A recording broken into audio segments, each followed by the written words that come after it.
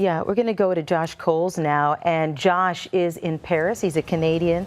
He's from PEI, staying at a hostel right now. Josh, tell me what the mood is like there.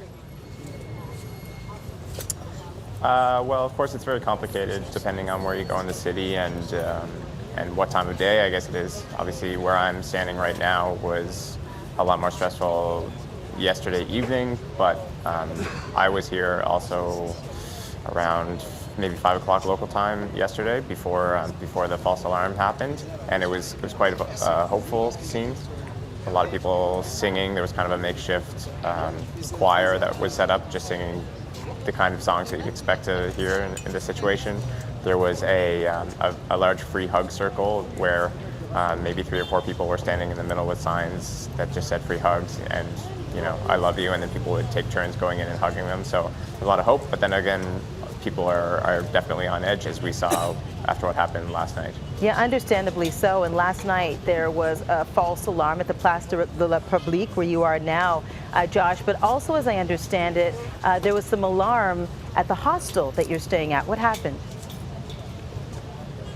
Yeah, so from what I understand, the whole city kind of went on edge for a little bit, but basically I was just coming down to the lobby from my room, and the usually busy lobby slash bar or pub had the lights off, no one was in there, and then at the elevator, one of the hostel staff members said, just to let you know, something's going on, we're not really sure what, but we just had a lot of people kind of running, sprinting past the hostel, some sirens and whatnot.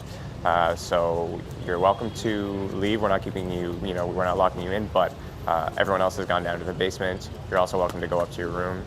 And then at that point, we a few other people that were coming down with me, we went up to look down the canal that we're staying on, because we had seen some ambulances and some action down there. But otherwise, we were not really sure exactly what happened. But that kind of stuff is a good indicator of what the mood is. Like anything that happens in the city is enough to kind of set people off running away from whatever it might be. And you were at the Stade de France at that match between France and Germany on Friday night, a game that was last minute for you. You weren't even meant to be there. Yeah, well, yes and no. I wasn't originally supposed to be in Paris this early, and then a few weeks ago actually, I decided that I was going to change my plan to go a little bit earlier and go to the soccer game. And yeah, it was of course a very interesting way to come into the city. I only arrived in the city Friday at around 5 o'clock local time, and then everything actually started to happen around 9 o'clock when we were at the stadium. You actually heard an explosion.